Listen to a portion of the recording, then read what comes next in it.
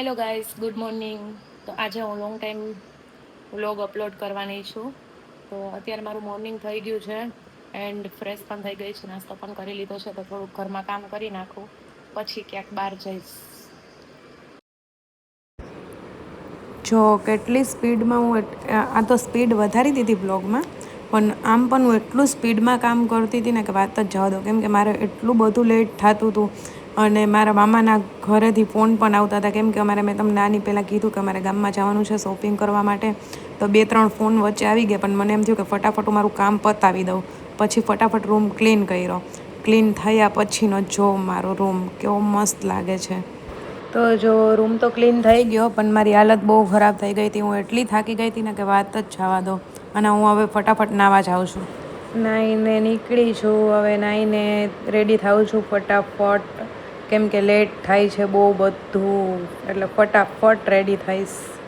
Ready થઈને હવે હું જાઉં છું નરસન ટેકરી. ને વ્હાઈટ ટી શર્ટ મને કેવું લાગે છે. આપણે નીકળી ગયા ઘરેથી ફટાફટ ઓલા લોકોને લેવા.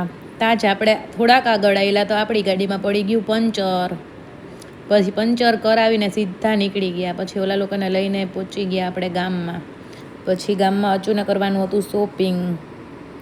પછી શોપિંગ કરવા ગયા. પછી શોપિંગ કર્યું, 2-3 શોપ ફર્યા. પછી અચૂને માંડ કપડાનો થોડોક મેળ આવ્યો ને અચૂનું શોપિંગ થયું ડન. ત્યાંથી ડાયરેક્ટ પછી અમે વયા ગયા શ્વેતા નોવેલ્ટીમાં. ત્યાંથી મારે થોડુંક કોસ્મેટિક લેવાનું હતું બધું, તે માટે. અને તે પછી અમે લોકો જ્વેલર્સ એક ગયા.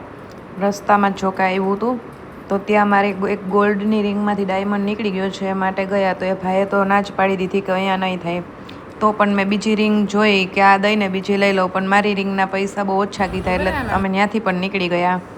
પછી રસ્તામાં અમે પી લીધી સોડા, કેમ કે અમે બધા હાલીને થાકી બહુ ગયા હતા એટલા માટે. અને પાછી કાર બહુ વધારે દૂર પાર્ક થઈ ગઈ હતી, એટલે ફટાફટ મેં કીધું હવે કાર આવે તો સારી વાત છે. ને કાર આવી એટલે અમે ડાયરેક્ટ નીકળી જ ગયા.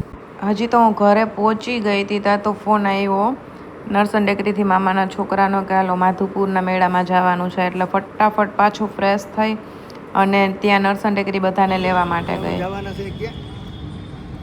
માધુપુર મેળામાં પછી ત્યાંથી સીધા પછી હું પહોંચી ગઈ નરસન ટેકરી. તો ત્યાં તો એટલા બધા હતા. અમે લોકો 2 કાર લઈને જવાના હતા એવી તો મને કાંઈ ખબર જ નથી. અને પછી ડાયરેક્ટ અમે ત્યાંથી નીકળી ગયા મેળા માટે. હવે અમે પહોંચી ગયા છે મેળામાં, પણ હજી આમાં તમને ક્યાંય મેળો નહીં દેખાય, ખાલી હાલતા હાલતા માણસ જ દેખાશે. કેમ કે મેળાથી બહુ દૂર કારને પાર્ક કરાવડાવે છે. ત્યાંથી તમારે 2-3 કિલોમીટર તો હાલીને જવું જ પડે. અને પછી 2-3 કિલોમીટર હાલ્યા પછી મેળાનો નજારો કંઈક આવો હતો મસ્ત. એટલો મસ્ત મેળો હતો કે વાત જ પૂછવામાં, બહુ મજા આવી. બહુ બધા તો મેં વિડીયોઝ નથી લીધા, થોડાક લીધા છે તો હું બધા મૂકું જ છું. બહુ મસ્ત હતો મેળો ને જવા જેવું છે માધવપુરના મેળામાં. અને પછી અમે બહુ બધું એન્જોય કર્યું મેળામાં અને બહુ મજા આવી.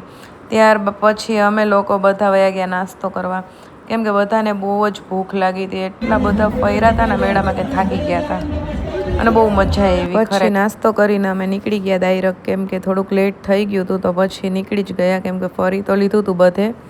અને પછી ઘરે જઈને ડાયરેક્ટ ચેન્જ કરી, ફેસ વોશ કરીને સૂવાની તૈયારી કરતી હતી ને હવે આપણે સૂઈ જશું. અને આજના વ્લોગનો આપણે અહીંયાથી એન્ડ કરશું.